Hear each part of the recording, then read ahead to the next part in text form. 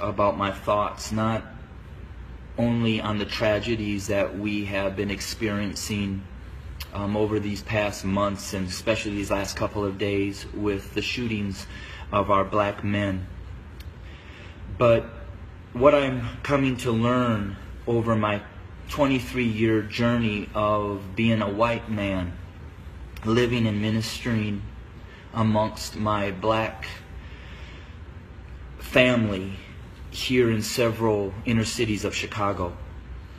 And I'm going to speak very black and white because, let's be honest, it's a black and white issue. I want to take you to the book of Exodus, chapter 1, and I wanted to share a little bit of what took place prior to the rise of Moses. When I read that, it talked about that the Pharaoh became concerned and very fearful that the Hebrew slaves were growing in number and in power. So in order to maintain their oppression, he put upon them great labor. He put upon the Hebrew slaves cruelty to keep them down. However, they still grew. And so he brought together some midwives, and he instructed them that when a Hebrew boy was born, kill him. Well, these midwives did not follow, and the Hebrew slaves continued to grow. Eventually, the Pharaoh became so hatred and towards those Hebrew slaves that he made a decree. He put out an order that male baby boy Hebrew slaves were to be killed by casting them into the Nile River. Let's look at America. We brought blacks into this country as slaves. We never intended them to be anything other than a slave. But they began to grow in number and in power, and eventually they fought their way to some freedom. So we became even more cruel, and to keep our black Americans down, we lynched. But yet they rose.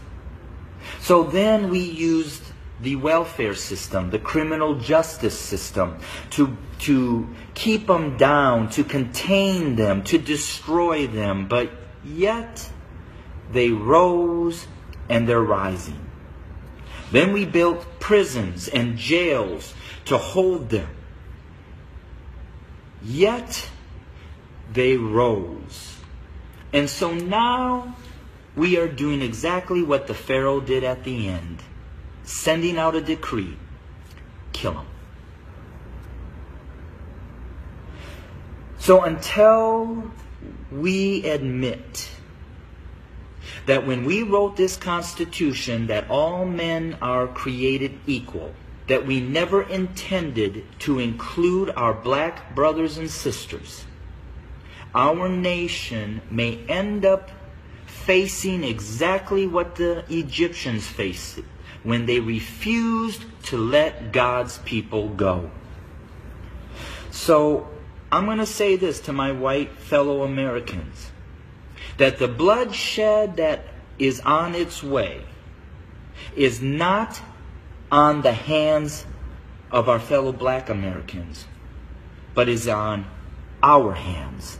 We are the ones that are refusing to let God's people go.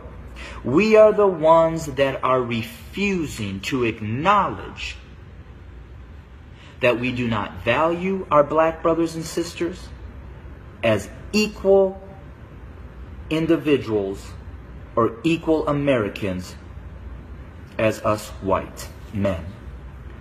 And to my black brothers and sisters, the racial issues, as I've said, have been there from the very foundation. But why do we see it more? Because there's a shifting. See, us white men have been at the head since the foundation. But we've had a black president. And you know, we've done everything in our power to keep him from really changing things. Now we have another minority rising to the top, a white female. What does that say? Those of us who are white men who have been at the head are now starting to see and fear that we are going to become the tail. And we know what we've done to you. And so now we're fearful that you're going to do to us what we have done to you. But I will say this. I've lived in a black community for 23 years. I've never been treated the way that this country has treated my black Americans. So I call out my white Americans to say we better heed, repent, acknowledge, and change. Because if we don't, I just want to again say this. The bloodshed that we will experience is on our hands, not the hands of our fellow black Americans. I welcome your comments. I welcome your feedback. Hit me up on Facebook or go to my webpage at www.studio2911.org. Again, that's studio2911.org. I don't necessarily know the answer, except for us white Americans need to repent, acknowledge the lies that we have taught, acknowledge our value system of equality. It is not here, and it does not include our black brothers and sisters. And we need to change, and we need to change now. Thanks for your time. Bless you. They about to pay me when they blame me.